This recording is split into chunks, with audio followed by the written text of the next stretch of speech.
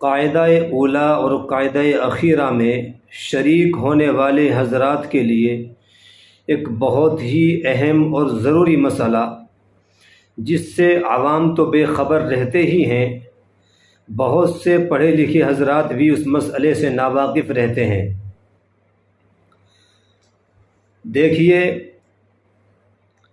اگر امام قاعدہ اولا میں ہو،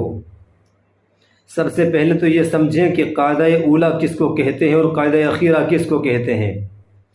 امام اگر 4 رکعت والی نماز پڑھا رہا ہے، مثلا ظہر عصر عشاء، یا پھر 3 رکعت والی نماز پڑھا رہا ہے،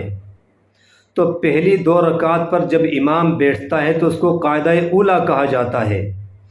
اور آخر میں جو بیٹھتا ہے 4 رکعت والی نماز میں جب چوتھی رکعت پر بیٹھتا ہے،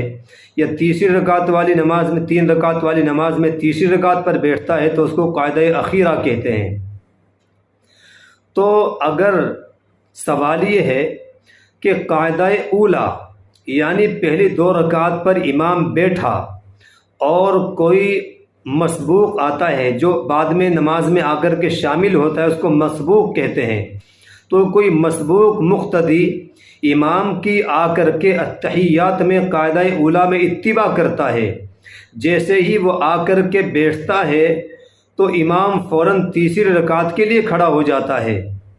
تو ایسی صورت میں سوال یہ ہے کہ کیا اس مسبوق مقتدی کو جو آ کر کے تحیات میں امام کے ساتھ شامل ہوا تھا، وہ امام کی اتباع میں تیسری رکعت کے لیے کھڑا ہو جائے یا پھر اپنی تحیات کو پورا کر کے کھڑا ہو؟ تو دیکھیے، اس میں حکم یہ ہے کہ جب ایسی صورتحال پیش آ جائے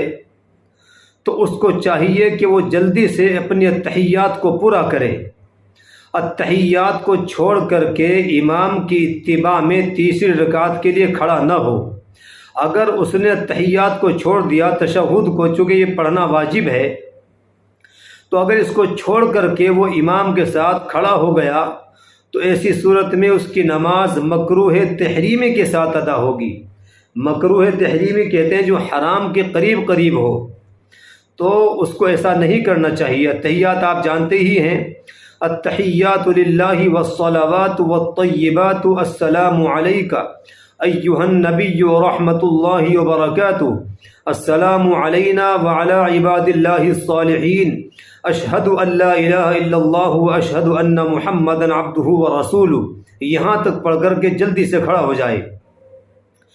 اور دوسرا مسئلہ یہ ہے کہ اگر امام چوتھی رکعت میں بیٹھا ہے 4 رکعت والی نماز میں، یا مغرب کی نماز پڑھا رہا ہے امام اور وہ تیسری رکعت میں بیٹھ جاتا ہے، اور پھر کوئی آ کر کے امام کی اقتداء کرتا ہے، شامل ہوتا ہے، آ کر کے وہ تحیات میں چوتھی رکعت میں امام کے ساتھ نماز میں شامل ہوتا ہے،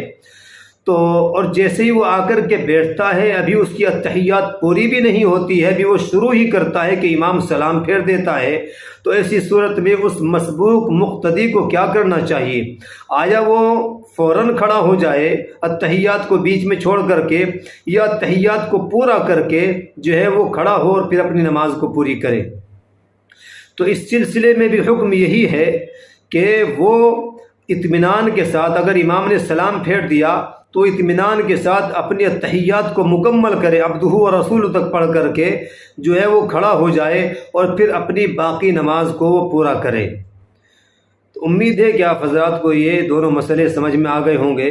تو اس طریقے سے عمل کرے اور تحیات کو پورا پڑھ کر کے کھڑے ہوں۔ بیچ میں چھوڑ کر کے اگر وہ کھڑا ہو گیا تحیات کو پورا پڑھے بغیر، تو اس کی نماز بھی مکروہ تحریمی ہوگی، یعنی کراہت تحریمی کے ساتھ ادا ہوگی۔ اللہ ہمیں سنت اور شریعت کے مطابق نماز کی پابندی کی توفیق عطا فرمائے۔